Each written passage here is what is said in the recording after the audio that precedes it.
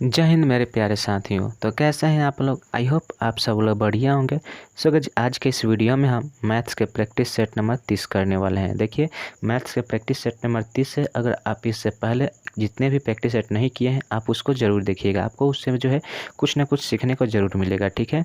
और देखिए, इस वीडियो में हम जितने भी प्रश्न करने वाले हैं, यहाँ पे देखिए आपको दिखा रहे हैं जितने भी ये प्रश्न हैं, सारे प्रश्न प्रीवियस ईयर में किसी न किसी परीक्षा में पूछे गए हैं। तो ये सारे प्रश्न अगर आप किसी भी कॉम्पिटिटिव एग्जाम की तैयारी करते हैं तो इसके दृष्टि से यह बहुत ही महत्वपूर्ण होंगे, ठीक है। तो उम्मीद करेंगे आप इस वीडियो को अंत तक जरूर देखिएगा। वीडियो अच्छी लगी तो वीडियो को लाइक और हमारे चैनल पर पहली बार आए तो चैनल को सब्सक्राइब जरूर कीजिएगा। देखिए, यहाँ पे पहला नंबर प्रश्न हमारा कि जितेंद्र और नरेंद्र की आय का अनुपात जो है 4:7 है और उनके व्यय का अनुपात क्रमशः 6:5 है। यदि जितेंद्र 2800 रुपये की आय में से 400 रुपये की बचत करता है तो नरेंद्र की बचत ज्ञात करना है, ठीक है। नरेंद्र की हमें बचत बताना है कि क्या होगा, ठीक है। देखिए, क्वेश्चन में बता रहा है कि क्वेश्चन में क्या है। यहाँ पे देखिए, जितेंद्र को हम क्या लिखते हैं, जे लिखते हैं, और नरेंद्र को क्या लिखते हैं, एन लिखते हैं। और इनके आय मतलब क्या है, इनकम का अनुपात कितना है, 4:7 जो है हमारा 7 का अनुपात है। उसके बाद बोल रहा है कि व्यय का अनुपात, व्यय मतलब क्या, एक्सपेंडिचर यानी जो खर्चा कर रहे हैं उसका व्यय दिखा रहा है यहाँ पे 6:5 बता रहा है, ठीक है। अब देखिए, क्वेश्चन बोला है कि यदि जितेंद्र 2800 रुपये की आय में से 400 रुपये बचाता है, ठीक है। 2800 रुपये की आय में से वह 400 रुपये बचाता है, तो हमें बताना है कि नरेंद्र की बचत क्या होगी, ठीक है। यहाँ पे हम नरेंद्र की बचत बताना है कि क्या होगी। तो देखिए, यहाँ पे बोल रहा है क्वेश्चन में कि जितेंद्र की आय कितना है, 2800 रुपये। तो यहाँ पे देखिए, जितेंद्र की आय को 4 अनुपात में है, तो 4 अनुपात बराबर क्या हो जाएगा हमारा, 2800 हो जाएगा। 4 अनुपात बराबर 2800 हो जाएगा। तो एक रेशियो का मान क्या आएगा यहाँ पे, एक रेशियो का जो मान है हमारा वह कितना निकल कर आ जाएगा, तो वह निकल कर आएगा 700, ठीक है। तो यहाँ पे 700 हमारा जो रेशियो का मान निकल कर आ गया। अगर 700 रेशियो का मान यहाँ पे आ गया तो इसका जो क्या होगा, इसका जो हमारा 749, यानी कि जो नरेंद्र की आय है उसका 49 हो जाएगा, ठीक है। 49 रुपया जो है यह कमाता है अपने महीने में, एक महीने में, ठीक है। उसके बाद देखिए, बोल रहा है यहाँ पे कि इसका जो है जितेंद्र को बारे में बोल रहा है कि जितेंद्र जो अपनी आय में से 400 रुपये बचाता है, यानी कि 2800 रुपये कमाता है और उसमें से 400 रुपये बचाता है। तो 2800 में से 400 बचाता है तो उसका खर्चा कितना हो गया, तो 2800 में से 400 घटाइएगा तो इसका खर्चा जो निकल कर आ गया क्या आएगा, 2400 आएगा।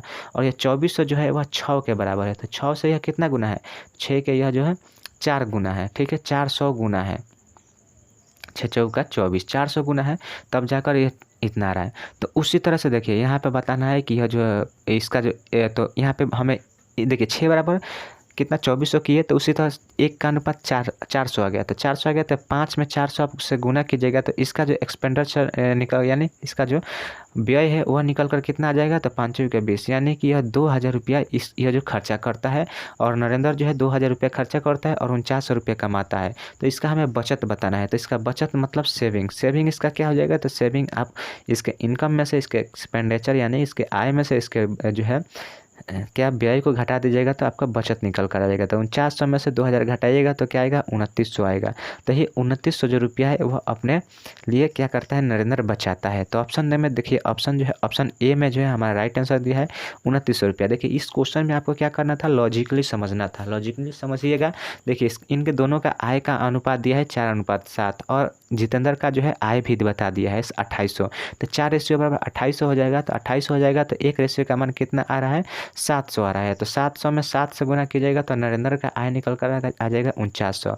उसके बाद देखिए, 400 रुपये बचत बता रहा है और यहाँ पे रेशियो में क्या दिया है, क्या दिया है, व्यय का अनुपात दिया है। तो देखिए, आय में से आप अगर बचत को घटा लेते हैं, यह बचत है, इसको घटा लेते हैं तो आपका जो है व्यय निकल कर आ जाएगा। और व्यय को 6 के बराबर कर लीजिएगा, बस वहीं से आपका जो है राइट आंसर निकल कर आ जाएगा। तो ये इस क्वेश्चन को आपको लॉजिकली बनाना था, बाकी इसमें कुछ नहीं है।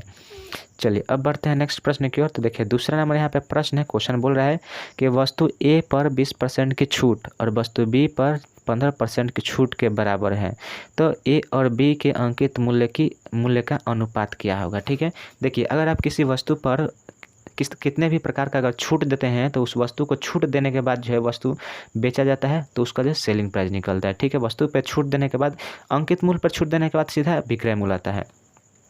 तो देखिए ए के बारे में बोल रहा है कि ए का जो है विक्रम ये जो है 20% के छूट पर, यहाँ पे ए हो गया, और ए के बारे में बोल रहा है कि इसका एमपी और यहाँ पे छूट दीजिएगा तो एसपी आ जाएगा। तो ये 20% के छूट पर, यानी 20 का रेशियो की अगर 20% की हम बात करें तो 20% का फ्रैक्शन वैल्यू क्या होता है, 1/5 होता है। तो 5 अगर इसका अंकित मूल्य है तो 4 जो है इसका विक्रय मूल्य होगा, ठीक है। और उसके बाद देखिए बोल रहा है बी जो है वस्तु बी है, इस पर 15% के छूट के बराबर है। तो 15% के छूट, तो 15% का वैल्यू मान क्या होता है, तो 15 को आप कीजिएगा तो क्या होगा, 10 होगा। यानी 15% का मान कितना होता है, 3/10 होता है। यानी कि 10 अगर उसका अंकित मूल्य है तो उसका जो है विक्रय मूल्य क्या हो जाएगा, विक्रय मूल्य 7 हो जाएगा। 3 वहाँ से माइनस होगा तो 7 हो जाएगा। अब देखिए क्वेश्चन में बोला है कि वह अंक छूट के बराबर है, यानी कि यहाँ पे देखिए यहाँ पे कितने का छूट है, तो यहाँ पे 1 का छूट है और यहाँ पे कितने का, 3 का छूट है। तो हमें इन दोनों छूट को जो है बराबर करना है। तो यहाँ पे 3 है तो यहाँ पे 1 है, तो 1 को आपको 3 करना है। तो यहाँ पे 3 कीजिएगा तो यहाँ पे भी आपको 3 से मल्टीप्लाई करना होगा, ठीक है। और यहाँ पे भी आप मल्टीप्लाई 3 कीजिएगा तो इस हिसाब से यहाँ पे क्या हो जाएगा, 15 हो जाएगा और यहाँ पे 12 हो जाएगा। अब हमें देखिए क्वेश्चन बोल रहा है कि वस्तु जो ए है और बी के अंकित मूल्य का अनुपात क्या है। तो देखिए ए का अंकित मूल्य का कितना हो गया, 15 हो गया, और बी का अंकित मूल्य कितना हो गया, तो यहाँ पे यह देखिए 10 हो गया, ठीक है, 10 हो गया। अब आप इसको जो है इसका अनुपात निकालिएगा तो यहाँ पे क्या होगा, यहाँ पे क्या होगा,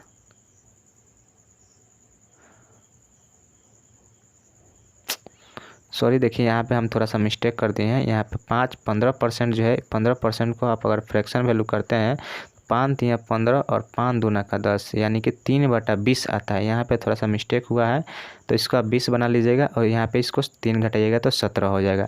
परंतु यहाँ जो रेशियो का मान है वही रह जाएगा, ठीक है। तो 3 यहाँ पे रख दिए तो यहाँ पे 15 हो गया, और यहाँ पे जो इसका अंकित मूल्य है ये 10 न होकर यहाँ पे 20 हो गया, ठीक है। यहाँ पे थोड़ा सा मिस्टेक हुआ था, आप इसको मिस्टेक से समझिएगा। आप इसको 15% को 3/10 नहीं होता है, 15% का मान जो है हमारा 3/20 होता है, ठीक है। इसको आप अच्छी तरह से याद कीजिएगा, परसेंटेज निकालना आपको सीखना पड़ेगा अच्छी तरह से, ठीक है। यहाँ पे थोड़ा हमसे मिस्टेक हो गया, इसके लिए सॉरी। चलिए देखिए अब हमें यहाँ पे इन दोनों का अनुपात निकला है। तो देखिए 15 अनुपात क्या हो जाएगा, 20 हो जाएगा। तो 15/20 को काटिएगा तो 5 या 15 और 5 चौका 20, तो हमारा जो राइट आंसर हो जाएगा 3:4 हो जाएगा। तो 3:4 देखिए ऑप्शन नंबर हमारा बी में दिया है, 3:4 दिया है, ठीक है। यहाँ भी आपको सुधार करने की जरूरत है। यहाँ पे 15% को 3/20, इसको हम बार बार बता रहे हैं, यहाँ पे थोड़ा गलती हो गया था, ठीक है। चलिए अब बढ़ते हैं नेक्स्ट प्रश्न की ओर। देखिए यहाँ पे तीसरा नंबर प्रश्न देखिए हमारा क्या है, बोल रहा है कि एक दूध व्यापारी 50 रुपये प्रति लीटर की दर से 30 लीटर दूध खरीदता है और उसमें 20 लीटर पानी मिलाता है।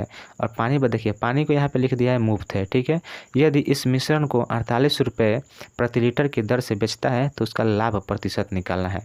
तो देखिए 50 रुपये प्रति लीटर की दर से 30 लीटर खरीदता है, तो इसका क्रय मूल्य क्या हो जाएगा, क्रय मूल्य जो हमारा हो जाएगा 50 × 30, ठीक है। तो 50 × 30 15 यानी 1500 रुपये में जो है वह दूध को खरीदता है। और खरीदने के बाद देखिए उसमें 20 लीटर पानी मिला दे रहा है। तो ये टोटल कितना हो गया, टोटल मिश्रण कितना हो गया, तो 30 और 20 50 लीटर टोटल मिश्रण हो गया। और 50 लीटर मिश्रण को कितने 48 रुपये में बेच रहा है, 48 रुपये प्रति लीटर की दर से बेच रहा है। तो 50 गुना यहाँ पे क्या हो जाएगा, 48 हो जाएगा, यह विक्रय मूल्य हो जाएगा। तो आप इसको मल्टीप्लाई कीजिएगा तो क्या होगा, यहाँ पे 0 होगा और 8 × 5 = 40 हो जाएगा, और 5 चौका 25 25 और 4 कितना हो जाएगा, 24 हो जाएगा। यानी कि देखिए 1500 रुपये में खरीद रहा है और 2400 रुपये में बेच रहा है। तो हमारा लाभ प्रतिशत निकालना है। तो लाभ प्रतिशत क्या होगा, तो देखिए यहाँ पे लाभ हमें कितना हो रहा है, तो लाभ जो है हमारा टोटल 900 रुपये का हो रहा है, ठीक है। और कितने पे हो रहा है, तो 1500 पर हो रहा है। तो 1500 और मल्टीप्लाई 100 कीजिएगा। तो देखिए 2 शून्य से यहाँ पे 2 शून्य इसको काटिएगा तो 3 × 3 = 9 और 3 × 5 = 15, 5 से यहाँ पे काटिएगा तो 5 × 9 = 10, 20 × 5 = 100, ऊपर मल्टीप्लाई होगा 3 × 20, तो 3 × 20 मतलब 60%। 60% जो हमारा इस क्वेश्चन का राइट आंसर होगा, 60% का लाभ प्राप्त होगा, ठीक है। चलिए अब बढ़ते हैं नेक्स्ट प्रश्न की ओर। तो देखिए यहाँ पे चौथा नंबर हमारा प्रश्न क्या है, देखिए चौथा नंबर प्रश्न है कि 3 संख्याएं पी क्यू आर दी गई है। वहाँ पे बोल रहा है पी का 30% क्यू के 15% के बराबर है। यानी पी का 30% जो है वह कितने क्यू के कितने के बराबर है, तो क्यू के जो है हमारा 15% के बराबर है। तो इसको आप रेशियो में कीजिएगा तो P/Q हो जाएगा, और यहाँ पे क्या होगा 15 और यहाँ पे बटा 30 हो जाएगा। तो इसको काटिएगा तो क्या होगा 1/2 होगा, ठीक है। उसी तरह से यहाँ पे देखिए उसके बाद बोल रहा है कि Q का 20% R के 10% के बराबर है। तो Q का जो है 20% यानी 20 गुण मल्टीप्लाई होगा और Q का जो है 10% के बराबर है। तो यहाँ से आप कीजिएगा तो Q बटा यहाँ पे R है, ठीक है, Q बटा R है। तो Q बटा R होगा और यहाँ से काटेगा तो 10 दूना का 20 हो जाएगा, यानी कि 1/2 जो है इनका रेशियो का मान आ गया, ठीक है। अब बोल रहा है वहाँ के बाद बोल रहा है कि R P से कितने प्रतिशत अधिक है। तो सबसे पहले आपको इनको रेशियो निकालना होगा कितना का, PQR, ठीक है, PQR का मान निकालिए। तो देखिए यहाँ पे Q का मान कितना दिया है 2 है और यहाँ पे Q का मान कितना है 1 है।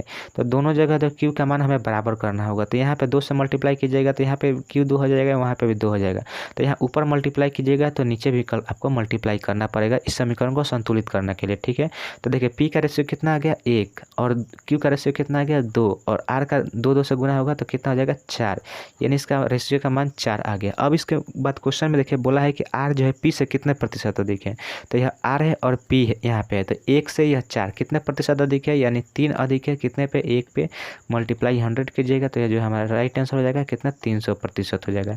300% देखिए ऑप्शन नंबर बी में दिया है, राइट आंसर हमारा 300% हो जाएगा, ठीक है। चलिए अब बढ़ते हैं नेक्स्ट प्रश्न की ओर। तो देखिए यहाँ पे टाइम एंड वर्क से संबंधित यहाँ पे प्रश्न है। देखिए क्वेश्चन बोला है कि P एक टंकी को 5 घंटे में भर सकता है और Q उसी टंकी को 10 घंटे में भर सकता है। R उसी टंकी को 20 घंटे में जो है खाली कर सकता है। तो तीनों पाइप एक द्वारा पाइप जो है एक साथ जो है भरने लगे तो कितने समय लगेगा उसको भरने में, ठीक है। तो देखिए यहाँ पे बोल रहा है कि P जो है उसको 5 घंटे में भर रहा है, Q उसी टंकी को जो है 10 घंटे में भरा है और R जो है उसी टंकी को 20 घंटे में खाली करे। तो यह खाली करने वाला है तो इसको हम माइनस करेंगे, ठीक है। तो माइनस हम उसको चिन्ह को निर्देशित कर दिए। अब देखिए इसका एलसीएम लेंगे तो एलसीएम लेने पे क्या होता है, तो एलसीएम जो आता है वो उस टंकी की क्षमता होती है, ठीक है। तो क्षमता इसका कितना होगा 20 लीटर हो जाएगा। अगर टंकी की क्षमता में हम दिन से भाग देंगे तो क्या आएगा, हमारे जो है उस व्यक्ति की क्षमता आ जाएगी कि वह 1 घंटा में कितना लीटर पानी भरता है। तो यह जो है यहाँ पे इसका 4 आएगा और यहाँ से 10 में 20 से भाग दीजिएगा तो यहाँ पे 2 आएगा और इस यहाँ पे क्या आएगा 1 आएगा, ठीक है। तो 4 और 2 6 हो जाएगा। 6 में से यहाँ पे 1 क्या करना है, माइनस करना है। तो 6 में से 1 माइनस कीजिएगा तो 5 आएगा, ठीक है, 5। तो 20 में 5 से आप भाग दीजिएगा तो यह कितने दिन में भर जाएगा, तो यह मात्र 4 घंटे में जो है भर जाएगा, ठीक है। तो ऑप्शन नंबर देखिए, ऑप्शन नंबर बी हमारा राइट आंसर हो जाएगा। 4 घंटे में जो है यह तीनों पाइप जो है उस टंकी को फिनिश कर देंगे, भर देंगे। चलिए अगला बढ़ते हैं नेक्स्ट प्रश्न की ओर। तो देखिए छठा नंबर प्रश्न हमारा देखिए क्या बोल रहा है।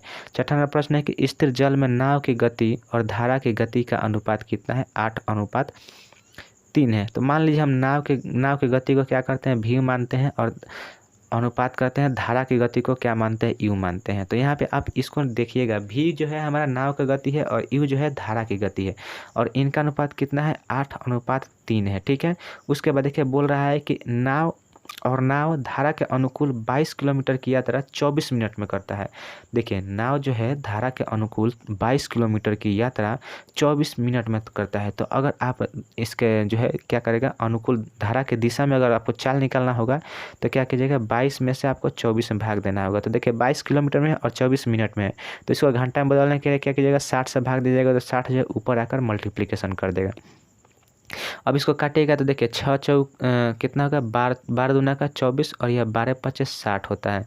2 से इसको काटेगा तो 11, यानी कि 11×5 55 किलोमीटर प्रति घंटा की चाल से जो है वह धारा के क्या अनुकूल चल रहा है, ठीक है। हमें क्या निकालना है, तो बताना है कि नाव द्वारा धारा के प्रतिकूल 50 किलोमीटर दूरी तय करने के लिए उसको कितना समय लगेगा। तो देखिए 55 किलोमीटर यह जो है धारा के अनुकूल है, तो अनुकूल है और यहाँ पे इन दोनों का जो है अनुपात कितना 8:3, यानी कि 11 अनुपात का जो मान दिया है कितना दिया है 55 है। अगर आप धारा के अनुकूल चलिएगा तो क्या होगा, u और v का मान जो है जुड़ जाता है, नाव का और धारा का मान दोनों जुड़ जाता है। तो 8 और 11 कितना हो गया, 55 हो गया।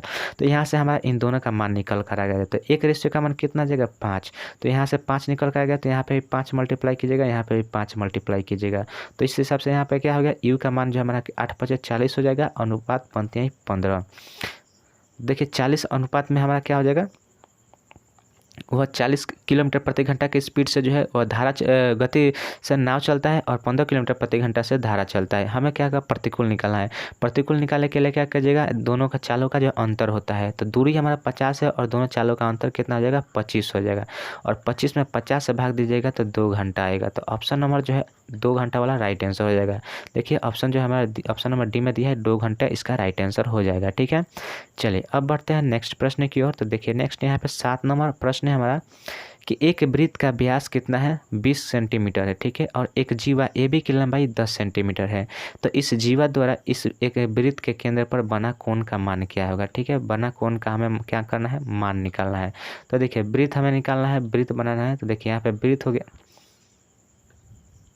क्या कर रहे हैं यहाँ पे, ये देखिए वृत्त हो गया हमारा, वृत्त हो गया। और उसके बाद देखिए वृत्त में यहाँ पे देखिए यह केंद्र हो गया। ठीक है, केंद्र हो गया। बोल रहा है कि एक जीवा ए बी की लंबाई 10 सेंटीमीटर और वृत्त का व्यास कितना है 20 सेंटीमीटर है।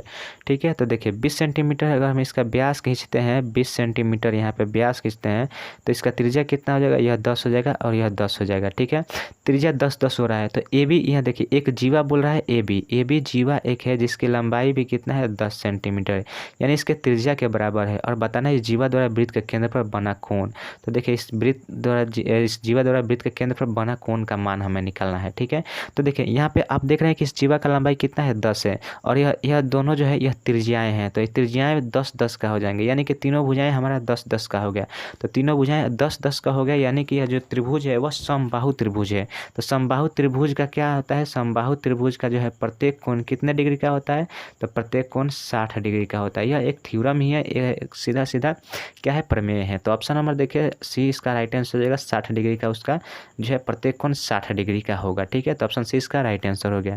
सो गाइस देखिए यहाँ पे हमने 7 नंबर प्रश्न किया और देखिए इसके आगे कोई प्रश्न नहीं है, यानी कि इतना ही लास्ट प्रश्न था। लास्ट प्रश्न हमारा 7 नंबर था। ठीक है, तो अगर आप वीडियो के अंत तक जुड़े हैं तो आप कमेंट करके जरूर बताइए कि आप इन 7 प्रश्नों में से कितने प्रश्नों का जवाब अपने से दे सकते थे। ठीक है, और वीडियो कैसे लगे, वीडियो अच्छी लगे तो वीडियो को लाइक जरूर कीजिएगा और यदि आप हमारे चैनल पर पहली बार आए तो चैनल को सब्सक्राइब जरूर कीजिएगा।